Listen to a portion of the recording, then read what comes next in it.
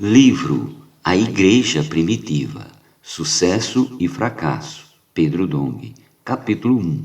Tema desta semana, a primeira fase da Igreja Primitiva, seu sucesso. Meta de hoje, leitura das páginas 18 a 21. Pérgamo. A partir da metade do século IV, surge a Igreja em Pérgamo. Apocalipse capítulo 2, versículos do 12 ao 17. Ela tem início quando o imperador Constantino, o grande César do Império Romano, aceita o cristianismo e concede à Igreja o favor imperial até a metade do século VI. O que isso significa? O maior império do mundo adota a religião cristã e não só isso, ele ainda lhe concede o favor imperial por meio de decreto. Em outras palavras, quem aderia à religião cristã recebe favores, dinheiro e, quem sabe, até cargos. Os líderes da igreja se tornaram líderes seculares e receberam favores também nas áreas política e econômica. Muitos deles passaram a fazer parte da liderança, auxiliando o imperador no governo. Nesse cenário, a disputa por posição se torna ainda mais acirrada, porque os poderes vão além da igreja. Trata-se do poder estatal, do maior estado sobre a face da terra naquele tempo.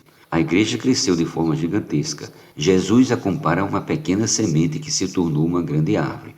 Outra parábola lhe propôs dizendo: o reino dos céus é semelhante a um grão de mostarda que o homem tomou e plantou no seu campo, o qual é na verdade a menor de todas as sementes, e crescida é maior do que as hortaliças, e se faz árvore de modo que as aves do céu venham aninhar-se dos seus ramos. Mateus capítulo 13, versículos do 31 ao 32. A mostarda que conhecemos é uma hortaliça, uma verdura, cuja semente é a menor de todas, mas de repente, em vez de ser uma hortaliça, ela se torna uma árvore tão grande que as aves vêm aninhar-se nela.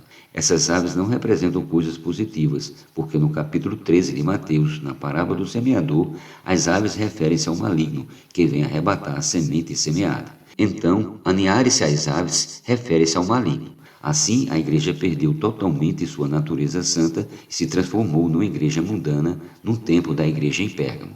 Ainda na igreja em Pérgamo foi estabelecido o sistema papal. A hierarquia foi ainda mais além do padrão bíblico. Não bastasse haver bispos, levantaram ainda a ser bispos, dos quais criaram mais um degrau, os cardeais. Depois dos cardeais, os papas, até que se nomeou um só papa. Então o sistema papal estava estabelecido, o que resultou em um crescimento anormal pela união da igreja com o mundo. Tiatira. A igreja em Tiatira surgiu a partir da metade do século VI e durará até o fim desta era. Apocalipse capítulo 2, versículo do 18 ao 29. A condição da igreja era tão deplorável, pois a palavra de Deus, que deveria ter o papel de governar a igreja, foi substituída pelo ensinamento de Jezabel.